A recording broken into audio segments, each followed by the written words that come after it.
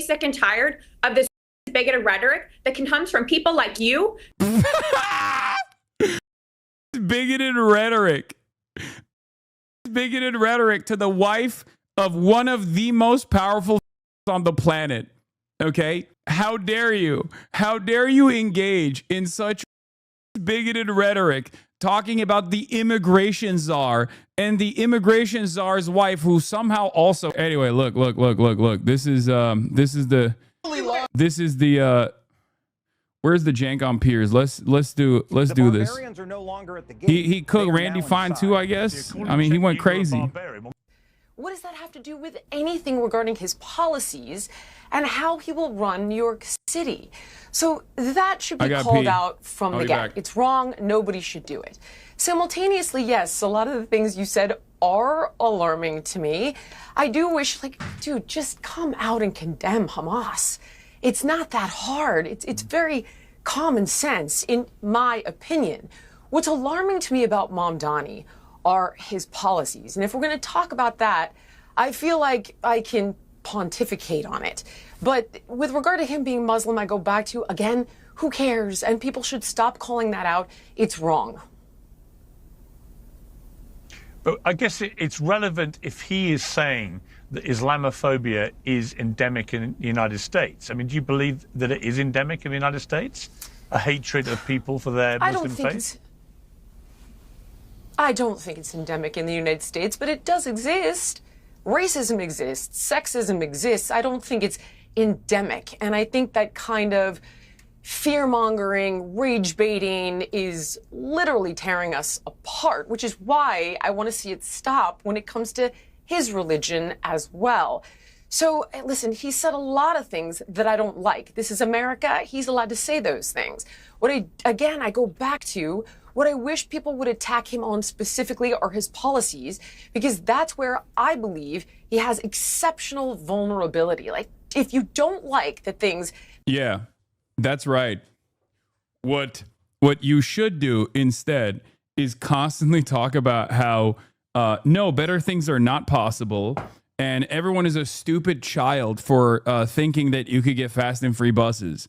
How dare you? That is definitely going to be a successful method. No, the reality of the matter is, if you actually present a decent, easily definable 5-bullet point left populist policy program, it's virtually impossible to destroy that. And that's precisely the reason why everyone is trying to hit the whole Zohran Mamdani is a Muslim man, Mohammedan threat who will do 9/11s over and over again if elected. That's the only reason why they're doing that, because they don't have anything else, because it is a self-sustaining campaign. Otherwise, you only look like an annoying person who says better things are not possible if you are constantly complaining that the working poor deserve less. That he's saying about Gaza or Hamas or the Jews, don't double down by saying those things about him being Muslim. That's my opinion. He's never said anything about the Jews. We should just be clear about the fact that he's never said anything about the Jews. That's true. He has not. It's just a phrase that gets imposed on him because people can't find anything to condemn. Yeah, but that's not saying anything about the Jews. Whatever his views are on Hamas, that's a completely different conversation. We should just use words carefully and to be like, if we're going to have a constructive discourse, it's important not to put words in other people's mouths. So anytime you hear Mamdani and you hear the phrase, the Jews followed by it, that's typically a smear, because Mamdani has never expressed any views that are anti-Semitic. If his political views about Israel and Palestine are problematic, let's debate the merits of those without suggesting that he's saying something about the Jews when he never did. Oh, okay. What I think about that's fair enough, Omar. He has a rap song. Okay. I was going to say he has a rap song where he celebrates the Holy Land Five, who, have gone to jail for sending millions of dollars to Hamas. How do you think that would make a Jewish person feel? What is this? Like, why does everybody who defend Israel sound the same? There's always this, like, incredibly whiny tone that people who, like, oh, why won't you let me say you are a Mohammedan? It's always like that. It always feels the same way, like the Israeli SNL. It transcends national boundaries. It's so crazy. Like, it's like I'm not talking about the accents, right? I'm talking about like this performative outrage that everyone who defends Israel has to engage in. And you'll see it, like Katie Miller says, it takes the exact same tone of voice. Probably not great. Not great, Jillian. I've never heard of that song. Israel slaughters. Hold on. Okay, I mean, it exists. Our children over and over and over again, and all we do is and Piers, this is really important. It's not that the American people are Islamophobic. It's that American media, mainstream media, and almost all the Israeli supporters are the most bigoted, racist people in the country. True. They despise Muslims. All they do is smear Muslims 24/7 while pretending that they're concerned about bigotry, but only when it affects their beloved Israel. So they're like, oh my God, I'm so concerned about anti-Semitism. Oh, you said something slightly true, actually very true about Israel, but it hurt my feelings. You're an anti-Semite, fire him, cancel him, etc. This is all thuggery. There's a bunch of he's cooking. He's cooking. It's so awesome. He's cooking. Uncle Chunk. It's so crazy because they have different opinions on a bunch of issues that I disagree with, like at the Young Turks. But both him and Anna have so consistently duked it out in media in the most uncompromising manner when it comes to defending Palestinians. But even if they will also concede at times about like the resistance front and they lean into that kind of narrative a little bit too much to my liking, they always are just like, no! Israeli forces inside America. They've taken over our Congress. They've taken over mainstream media. And not only do they try to smear, cancel, fire, and arrest anyone who criticizes Israel. True. But on top of that, they now demand that you be racist and bigoted against Muslims. And it's so if you want to be hilarious. specific with your words, Because Mamdani, hold on, let me finish. So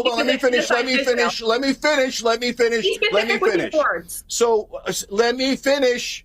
So now they go, okay, even though Mamdani has never said anything anti-Semitic, nothing against Jews, and even though the majority of Jews, according to polling, are supporting Mamdani, 67% of younger Jewish Americans in New York, that's under 45, are supporting Mamdani, we're going to lie anyway, and we're going to say, you know what, he's a dirty Muslim, and you should hate him for supporting Muslims. And that's what almost all of the Israeli supporters are doing, almost all of mainstream media, and that sick, disgusting Andrew Cuomo, who's as bigoted as it gets.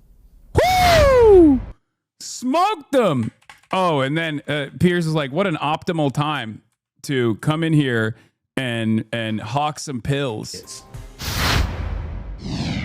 All right, now Katie. I'm done. Go ahead. Why is it that every time someone wants to criticize Mamdani, it immediately comes back to the Jews and the anti-Israel movement instead of actually talking about his viewpoints, which is that he wants to make Jews. Yeah, there it is. There it is. It's like it's like I'm. This is like a gaslighting, like defending Palestinians means that you are going to encounter Zionists out in the wild, okay? And talking to Israel defenders on any issue is always like arguing with a schizophrenic girlfriend that has a bipolar borderline personality disorder, where like not only, no disrespect to the BPD girlies, okay? I love you all. But it just kind of feels like is gaslight or boyfriend, for the record. BPD boyfriend, not just girlfriend. I didn't want to come across as sexist here, but like it just straight up feels like you are dealing with someone who just does not want to engage with reality, who will gaslight you into oblivion. On the one hand, they will literally be like, Zoran is Mohammedan, is going to do 9/11 over and over and over again. Okay. And then you go, he's never said anything of the sort. Like, what are you talking about? And then they'll say, Zoran is going to kill all the Jews, or Zoran is going to be terrifying to the Jews. And you're like, but he's never said anything anti-Semitic. And then they turn around and go, excuse me, why are you making everything about Israel? And it's like, well, I don't know, because you keep talking about it. You keep talking about it nonstop. What do you mean? I don't want to talk about it. I want to talk about fast and free buses. Shut up. You keep bringing the convo back to this.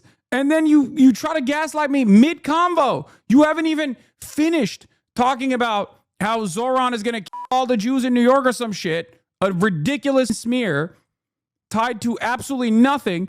And I can't even get a word in edgewise and counter to that without you going, excuse me. Why are we only talking about the Jews and the Muslims here? It's like, well, you are the one who's bringing it up. What the? Andrew Cuomo basically made this strategy his campaign strategy, okay? Andrew Cuomo made this his formative campaign strategy. He literally was like, I'm going to spam how much I dick ride Israel into oblivion. I am going to show people how much Zoran is anti-Israel, even though he don't want to talk about that shit at all. When he realized, oh, people actually don't with Israel at all. Oh no, what a failure. I just lost the primaries. He now turns around and goes, why is Zoran always talking about Israel and Gaza? It's like, I don't know, bitch, because you keep bringing it up. You just said it.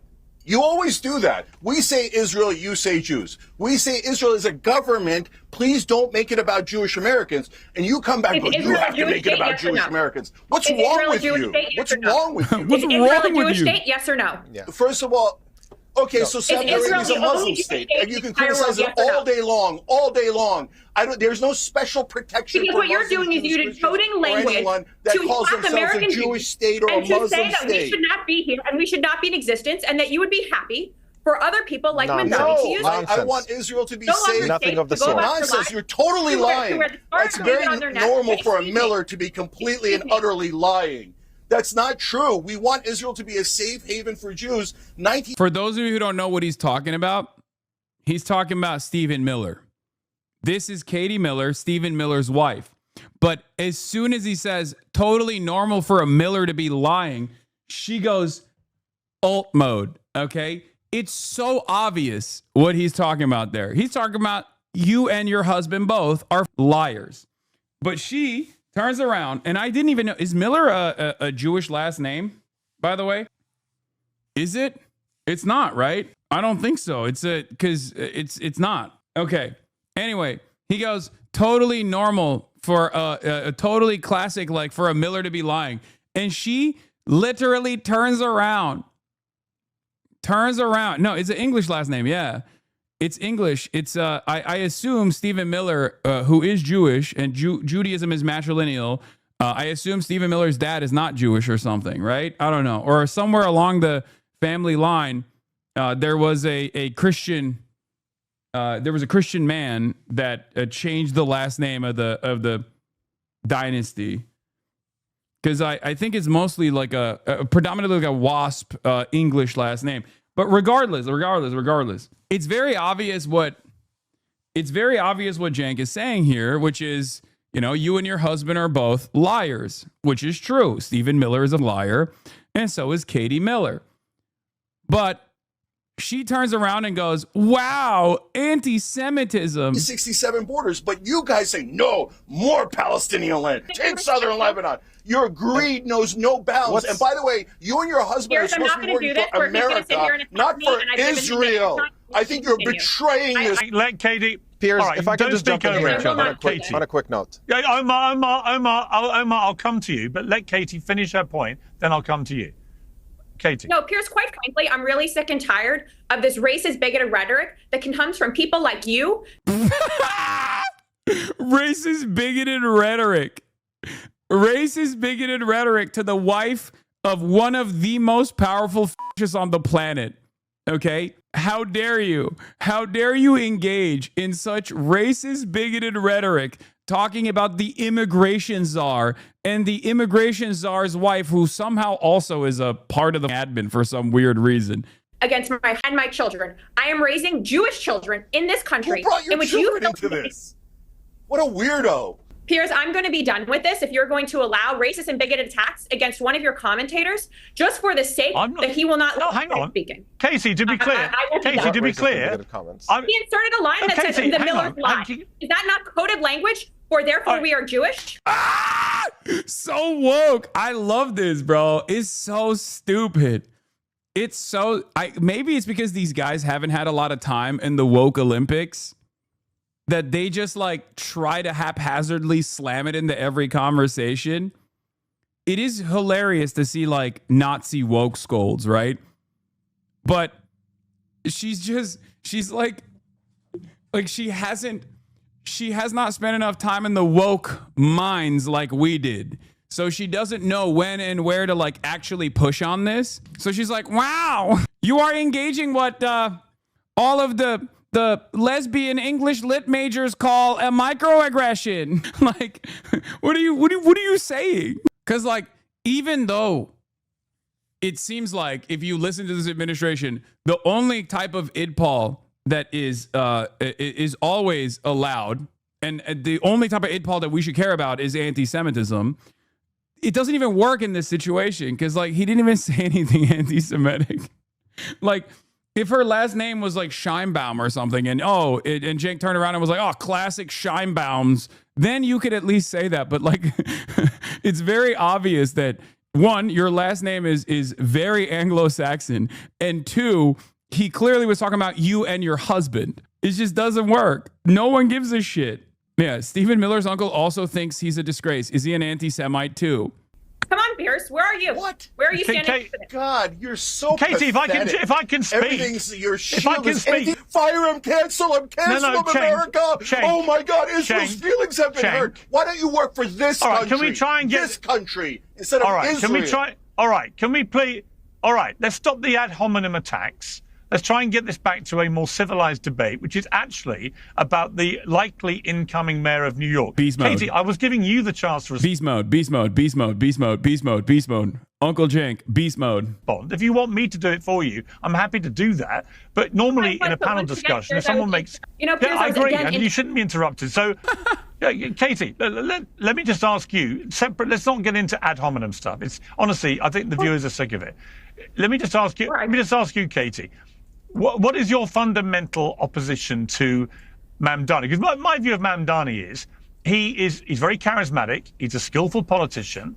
He has reined back on some of the more inflammatory things. He undeniably said the stuff he said about the NYPD would be for some people disqualifying, frankly, in a city like New York. But he's managed to come through that by reining back on. It's so funny because Piers is like, listen, I hear you, I see you, I agree with you, but you have to make a better case. It's so funny. I mean, he cares more about content than anything else. Like he would have Hamas fighters on if he could. Okay. He does not give a shit. Of course, if he were to have like a resistance fighter, the first thing would be like, all right, well, Abu Ubaidah, do you condemn Hamas? But like he would do it. He just cares about maxing out on the content. He's a content demon. But he has his own personal politics as well. And yes, he's moved on the Israel stuff to a certain degree. It doesn't really matter much to me. I know that he is. I know what his actual opinions are. Right, like it's pretty clear. He will always follow along with the majority position. And he was an incredible nuisance to deal with for a very long time, even though he did give a lot of space to pro-Palestinian speakers, myself included. My point is, I don't think Piers Morgan likes Zohran Mamdani, right? I don't think he is a fan of Zohran Mamdani. He wants content to take place, and he also wants people to make a convincing case that Zohran Mamdani sucks. But the problem is, these people are not capable of doing that because they get insane. Some of that stuff. And he is, as Cenk Uygur rightly points out, he has a remarkable popularity with young Jewish New Yorkers. I mean, it is remarkable that for someone who people have branded anti-Semitic, a lot of Jewish New Yorkers simply don't agree. They want to vote for him. So he is what he is. I also think, as Gillian pointed out, that probably a more obvious stick to beat him with politically. Why'd you stop going on Piers Morgan? I just don't think it's like super productive for me. I get too heated. That's it. Cenk does a very good job of just like screaming into the fucking void. Whereas I feel like for me, I just get annoyed by it, even though I have seen, I've definitely seen a lot of benefit for it. Like my Piers Morgan moments are all-time greats in the pro-Palestinian media moments. for sure. Like there are, and I'm glad that I did it as early as I did, because if you look at like my TikTok, for example, there's one in one of my highlights on TikTok. Where is it? Hold on. Like this one, right? Is Israel. This one is straight up from like a week after October 7, right? This is a week after October 7. I'm on Piers Morgan, and I'm defending the Palestinian resistance and the Palestinian people in this argument. And I'm glad that this is out there for a historic record, right? Because every single thing that I talked about in these conversations is now a part of the broader consensus opinion. Having said that, however, I just think it's not the most productive way to get the word out, you know? Not allowed to defend itself from the worst terror attack since 9/11. If their mission now is to get rid of Hamas, then what they are doing is consistent with that, isn't it? No, you said Israel has a right to defend itself. Absolutely zero people think that this is a ridiculous statement. However, how Israel is defending itself is collective punishment. Collective punishment in the form of depriving 2.2 million people of electricity, of water, of food, 51 people dying in the West Bank, where, you know, there is no Hamas in the West Bank, killing 3,480 Palestinians so far in Gaza, 1,000 plus children, 22 hospitals being bombed. These are horrifying crimes that you would openly say are horrifying and unjustifiable when Russia does it, but when Israel does it, Israel has a right to defend itself. This is identical to the same talking points that I've heard from every Israeli administration official. It's the same thing that I've heard from everyone else in the media. You might have been against the Iraq war, but you're using that for evil, in my opinion, at this point, if you are not sitting here and condemning those war crimes, those acts of violence, those acts of collective punishment. That was, again, I think a week after October 7, or maybe 2 weeks after October 7, okay? It was shortly after October 7. And let me tell you, ain't nobody wanted to hear that, okay? And nobody wanted to hear that from a dude named Hasan, especially. It wasn't actually 10/21. It was, I think, a day prior or like 2 days prior. I don't know. This shit is such an echo chamber. Yeah, it is. But guess what? It's right. It's correct. Okay? And ironically enough, I'm actually describing the fact that it wasn't such an echo chamber back then, because I was steadfast in my opinion and I defended my position, and many people didn't want to fucking hear it. Many people did not want to hear it. They were like, nah, fuck you. They left, only to come back later. But yeah, a third of my audience was like, nah, this guy's a fucking terrorist. What the hell? Yeah. The 10-7 leavers and the 10-7 returners. So I'm glad that I did it at the time, because I was invested in getting the word out. But the reason why I stopped doing it was because I felt like it was unproductive, and I would rather just like continue doing my advocacy without having it turn into a fucking clown show. That's the reason why I stopped going on Piers Morgan. It's just not for me. But every now and then I'll still go back and watch these videos, because I think they do a phenomenal job. Cenk does a great job. He is the perfect person to go on these types of shows and yell at everybody. And I think there's great content that comes out of it, and there's great humiliation that comes out of it for all of these oppositional figures, right? But it's just, you know, I don't enjoy rolling in the mud that much. Are his views, which are pretty socialist. And what is fascinating about this politically... there was one other aspect of this Katie Miller clip that I want to show. Cenk jiggling the keys in front of Alan Lichtman is an all-timer. Pulling his keys out of his pocket to be like, yeah, what happened to your keys, Alan? What happened to your 13 keys? It's one of the best moments. All-time banger. Alan is on the verge of tears, and Cenk is just going beast mode. Really rubbing it in. Really rubbing failure. In any case, what do you call it? Katie Miller responds back with like some threats about potentially deporting Cenk, which is expected. Okay. Let's take a look. Hold on. So what the pogroms and all the pogroms were disgusting. That doesn't mean that Israel. Oh my God. Miller then threatens Cenk Uygur's citizenship because he destroyed her in a debate. How pathetic and disturbed. Cenk said, I hope I don't get deported for winning a debate. If Princess Snowflake is going to enter the arena, she has to understand there's no crying to mommy.